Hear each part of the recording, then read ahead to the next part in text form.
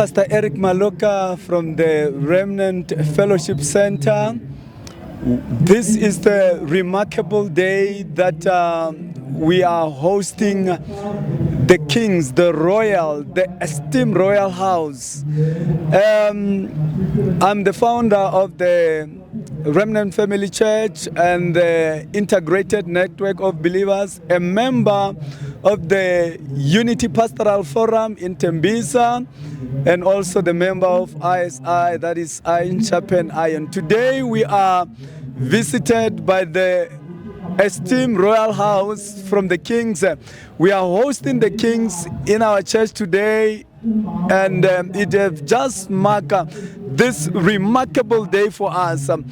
We are so grateful to be honored by the kings, and we have passed the message also to the community of Tembisa, community of Winnie Mandela, that they must be part of this wonderful day.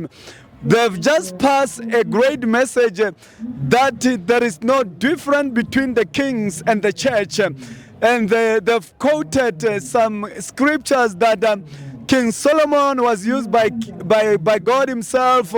King David was used by God himself. So today we are here together celebrating to be with the kings and the role of the kings in the community. We thank God that people have come with great numbers to come and listen to the word of the kings. We thank you so much for the presence of Tembisa Online to take this time to present our word. We know that this word is going to reach the four corners of the world. We thank you so much, and as the church, we are so thankful. As the church, we are grateful to the work that you are doing. Thank you so much, and on behalf of the kings, on behalf of the community and the surrounding churches, we are saying we thank you so much. Thank you. Sanibonani, igama lami nguDeni Nkosi, bangazi ngokuthi ngugandaganda, kodwa ngokobukhosi ngumkhulu Nkosi Dlamini. Ngihamba namakhosi ami esikudla la kimi, Inkosi Mabunda, esincele uNkosi uDlamini, bese egcineni ngale uNkosi uNtuli.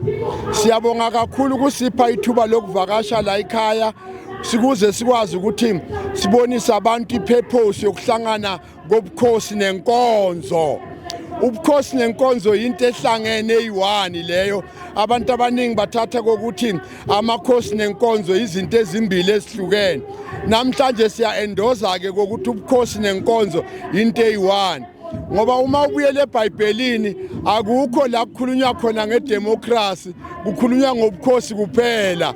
Yonke inkosi uDavid, inkosi uSolomon, ngawabala bemanengi amakhosi.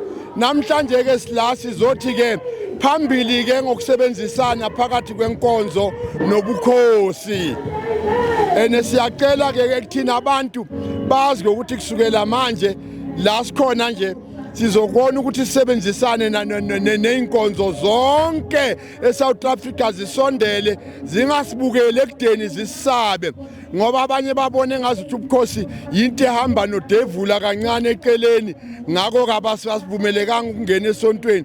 Bese uyazibuza ukuthi kanti inkosi uSolomon nenkosi uKing David bebakade bakuphi, ngoba ubukhosi ke lo. So siyabonga ke ukuthi sinikwe ithuba ke ubaba wethu Maluka ukuthi sibe yiphathi yale ceremony.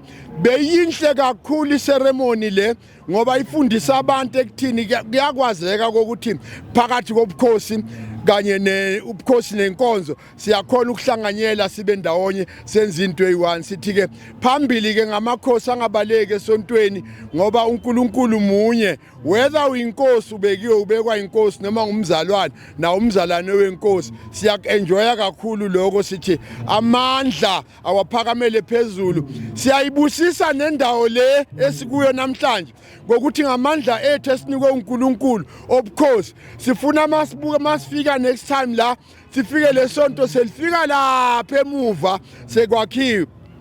uNkulunkulu akaliblesseke lesonto leli. Next time masifika la libe seliflourisha lelisonto linayo yonke into. Siyazi ukuthi konke masicela egameni lenkosi yethu Jesu Kristu into yokwenzakala leyo. Egameni lenkosi siyayibonga yonke into eyenzakale kulesonto namhlanje. Nothando esilitholile sabona abantu bagida nalo noma uyabona nje ukuthi awunkosi yami kwembula kwembeso kodwa nje naye uyafaka inyawo ukuthi abonise ukuthi ngumndrebele ke lo ngumuvenda abanye baze balala ngisho naphasi kuyabonakalisa ukuthi amakhosi ahlangene akube kuhle kakhulu emhlabeni siphila uNkulunkulu akhanyise yonke into esiyenzela namhlanje ibe nokukhanya